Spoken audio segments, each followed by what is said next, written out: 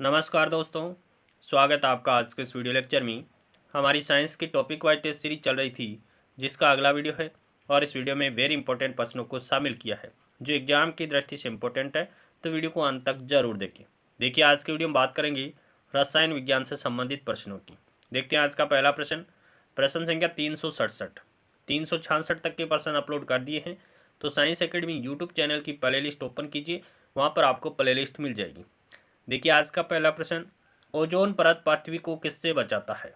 तो ओजोन परत है वो पृथ्वी को अंतरिक्ष और अन्य विकिरणों से सुरक्षा करता है। प्रश्न संख्या 368 देखिए, पानी में निम्न में से एक की अधिक मात्रा में उपस्थिति से ब्लू बेबी सिंड्रोम रोग हो जाता है। तो पानी में नाइट्रेट्स की अधिकता होने के कारण ब्लू बेबी सिंड्रोम रोग होता है, और यह रोग बच्चों में होता है। ये रोग बच्चों में नाइट्रेट की अधिकता के कारण होता है। अगला प्रश्न देखिए, प्रश्न संख्या 369, वायुमंडल में सर्वाधिक मात्रा किस गैस की है? तो वायुमंडल में सबसे ज़्यादा मात्रा में कौन सी गैस पाई जाती है? नाइट्रोजन पाई जाती है। कितना percent? 78%। Oxygen 21%। Carbon dioxide 0.03%। 0.03% carbon dioxide.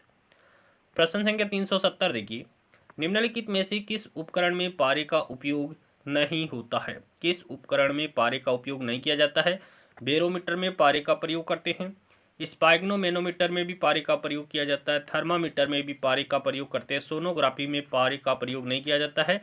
इसमें अल्ट्रावायलेट विकिरणों का प्रयोग किया जाता है। अगला देखिए 371 नंबर देखिए, क्लोरीन की ब्लीचिंग क्रिया उत्पन्न होती है। क्लोरीन की ब्लीचिंग क्रिया उत्पन्न होती है निम्न की उपस्थिति। तो सूर्य के प्रकाश की उपस्थिति में क्लोरीन की ब्लीचिंग क्रिया उत्पन्न होती है। प्रश्न संख्या 372 देखिए, सहसंयोजक यौगिकों के बारे में कौन सा सही नहीं है? एक कथन सहसंयोजक यौगिकों के बारे में गलत दिया गया है। यौगिक सामान्यतः द्रव्य और गैस होते हैं। बिल्कुल सही है, सहसंयोजक यौगिक होते हैं वो द्रव्य और गैस अवस्था में हो सकते हैं। क्वथनांक और गलनांक कम होते हैं। सहसंयोजक यौगिकों के गलनांक और क्वथनांक वो निम्न होते हैं, बिल्कुल सही है। और इनकी जो अभिक्रिया होती है वो मंद होती है, ये भी सही है।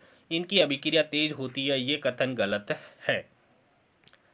प्रश्न संख्या 373 देखिए, पीवीसी किससे प्राप्त किया जाता है? पीवीसी को किससे प्राप्त किया जाता है?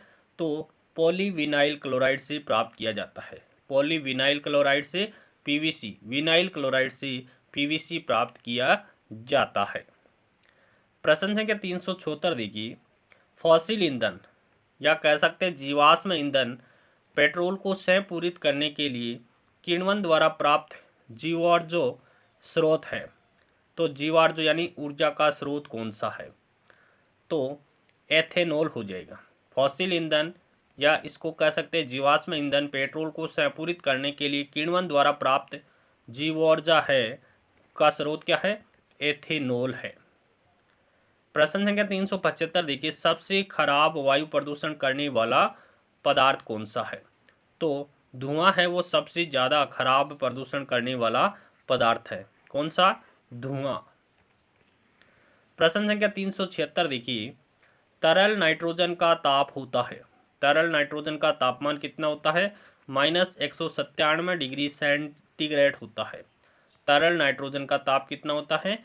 -197 डिग्री सेंटीग्रेड। प्रश्न संख्या 377 देखिए, एयर कंडीशनर का कार्य होता है। एयर कंडीशनर क्या काम करता है? तो सापेक्षिक आर्द्रता का नियंत्रण करता है और तापमान का नियंत्रण करता है। CO2 सांद्रता का नियंत्रण एयर कंडीशनर के द्वारा नहीं किया जाता है। तो पहला और दूसरा ऑप्शन यहाँ पर राइट है कि सापेक्षिक आर्द्रता का नियंत्रण कौन करता है? एयर कंडीशनर करता है, और ताप का नियंत्रण भी एयर कंडीशनर के द्वारा किया जाता है। प्रश्न संख्या 378 देखिए, खाना बनाने के बर्तनों में कौन सा पदार्थ नॉन स्टिक के रूप में प्रयुक्त होता है? तो पॉलीटेट्राफ्लोरोएथिलीन का प्रयोग किया जाता है। सीधी सी बात है कि टेफ्लॉन का प्रयोग किस में किया जाता है? टेफ्लॉन का प्रयोग नॉन स्टिक बर्तनों में किया जाता है। और टेफ्लॉन का जो केमिकल नेम है वो क्या है? पॉलीटेट्राफ्लोरोएथिलीन होता है। टेफ्लॉन का नाम क्या होता है? पॉलीटेट्राफ्लोरोएथिलीन है, जिसका प्रयोग नॉन स्टिक बर्तनों में किया जाता है।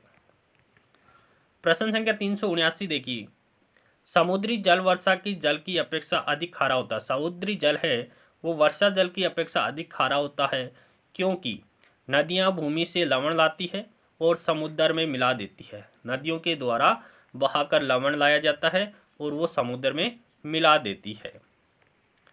प्रश्न संख्या 380 देखिए, पेयजल में कुल द्रवीभूत ठोस पदार्थ का सांद्रण निम्नलिखित से अधिक नहीं होना चाहिए।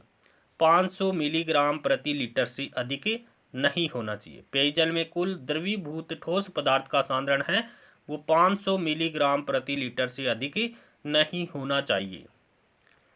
प्रश्न संख्या 381 देखिए, यूरेनियम अंततः किस तत्व के अस्थायी आइसोटोप यानी समस्थानिक में बदल जाता है।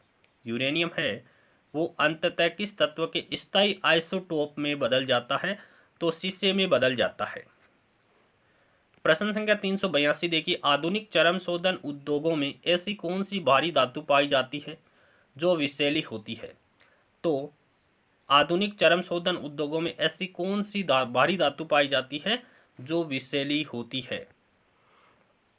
तो आधुनिक चरम शोधन उद्योगों में शीशे का प्रयोग किया जाता है।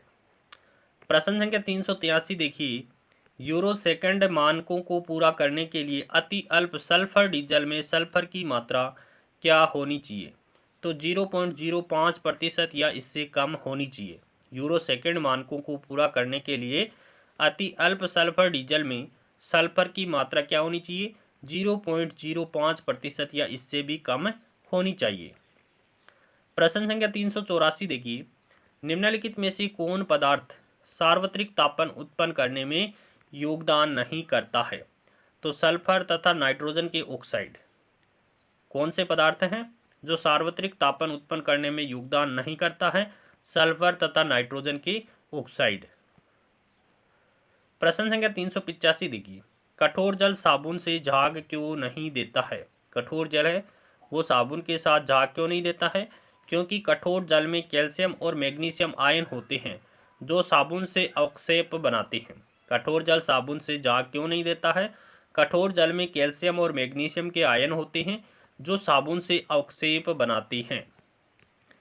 प्रश्न संख्या 386 देखिए, पटाखों में तेज सफेद प्रकाश लाने के लिए निम्नलिखित धातुओं में से किस एक का प्रयोग किया जाता है। तो मैग्नीशियम का प्रयोग किया जाता है। सफेद प्रकाश लाने के लिए, पटाखों में सफेद प्रकाश लाने के लिए कौन सी धातु का प्रयोग करते हैं, मैग्नीशियम धातु का प्रयोग किया जाता है। प्रश्न संख्या 387 है, एल्यूमिनियम किससे घुले हुए शुद्ध Al2O3 एल्यूमिना के विद्युत अपघटन द्वारा प्राप्त किया जाता है। तो क्रायोलाइट से प्राप्त किया जाता है। एल्यूमिनियम किससे घुले हुए शुद्ध Al2O3 के विद्युत अपघटन द्वारा प्राप्त किया जाता है। तो क्रायोलाइट से प्राप्त किया जाता है। प्रश्न संख्या 388 देखिए, सेलुलोज का पूर्ण जल अपघटन क्या देता है। जब सेलुलोज का पूर्ण जल अपघटन होता है तो डी ग्लूकोज का निर्माण होता है। सेलुलोज का पूर्ण जल अपघटन होने पर डी ग्लूकोज का निर्माण होता है।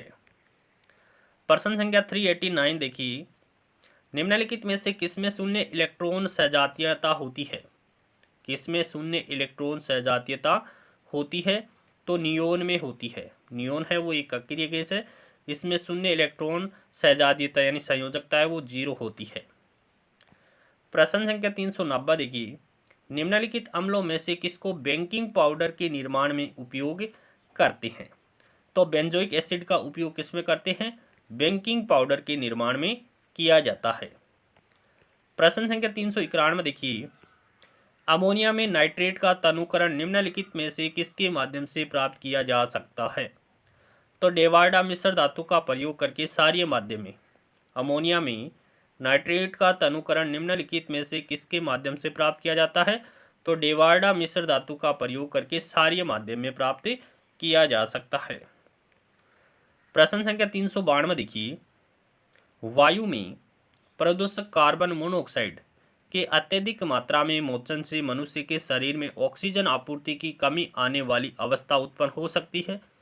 यह अवस्था किस कारण उत्पन्न होती है। तो अंतर शोषण में ली गई कार्बन मोनोऑक्साइड की ऑक्सीजन के तुलना में हीमोग्लोबिन के प्रति कहीं अधिक बंधुता होती है। यानी जब हम अंतःश्वसन करते हैं तो कार्बन मोनोऑक्साइड है वो हीमोग्लोबिन के साथ संयोग अधिक करती है। ऑक्सीजन की तुलना में ये इसके साथ ज़्यादा बंध बनाने की प्रवृत्ति रखता है। कौन? हीमोग्लोबिन है वो कार्बन मोनोऑक्साइड के साथ बंध बनाने की प्रवृत्ति रखता है। इसलिए ऑक्सीजन आपूर्ति है वो मनुष्य के शरीर में इस प्रकार की कमी आने वाली अवस्था उत्पन्न कर देता है। पूरा वीडियो देखने के लिए धन्यवाद। वीडियो पसंद आए तो वीडियो को लाइक और शेयर करना बिल्कुल ना भूलें, और जो विद्यार्थी चैनल पर नए हैं चैनल को सब्सक्राइब कर लें ताकि आने वाले वीडियो की नोटिफिकेशन आप तक पहुंच जाए। कौन सा चैनल सब्सक्राइब करना है? Science academy YouTube channel subscribe करना है।